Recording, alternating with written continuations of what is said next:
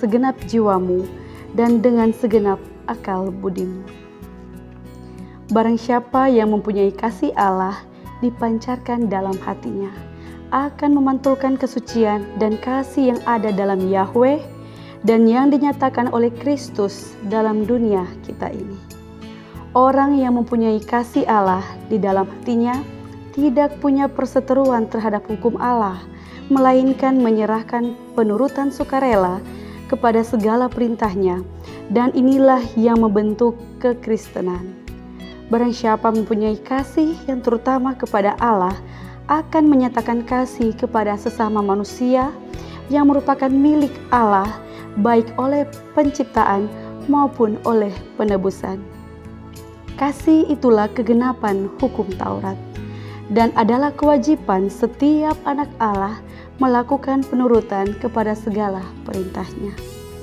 Hukum Allah yang suci dan sempurna ialah satu-satunya standar tabiat yang benar. Kasih itu diucapkan dalam penurutan, dan kasih yang sempurna membukakan segala ketakutan. Mereka yang mengasihi Allah mempunyai cap Allah pada dahinya dan mengerjakan pekerjaan Allah. Betapa kalau kiranya semua orang yang mengaku Kristen mengetahui apa artinya mengasihi Allah dengan praktik. Mereka akan memperoleh keinsafan terhadap kesucian Allah yang tidak terhingga, mengetahui bahwa Dia mulia dan ditinggikan, dan kemurahannya memenuhi bait suci. Mereka tentu akan mempunyai pengaruh yang berkuasa atas hidup dan tabiat orang-orang di sekelilingnya, yang akan bekerja sebagai ragi di tengah-tengah perkumpulan manusia, mengubahkan orang-orang lain oleh kuasa Yesus Kristus. Berhubungan dengan sumber kuasa, mereka tidak akan pernah kehilangan pengaruh yang hidup, melainkan akan selalu bertambah-tambah dalam efisiensi. Kasih kepada Allah harus menjadi suatu prinsip yang hidup, mendasari setiap perbuatan dan perkataan dan pikiran.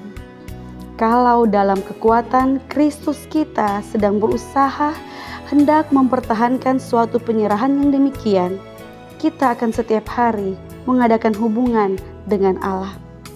Asas-asas hukum Allah akan berdiam di dalam hati dan mengendalikan segala perbuatan.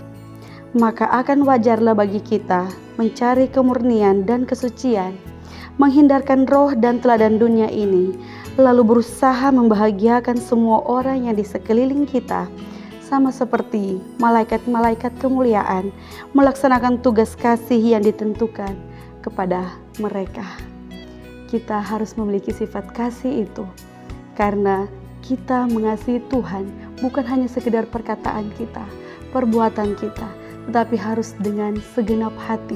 Segala sesuatu yang kita lakukan, jika berdasarkan dengan segenap hati, kita melakukannya itu bukan untuk diri kita sendiri, tetapi untuk kemuliaan Tuhan.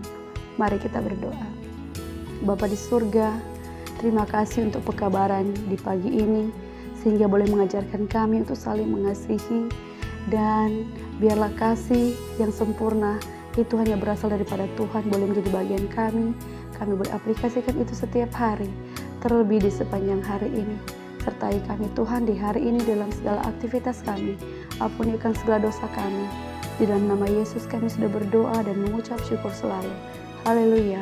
Amin.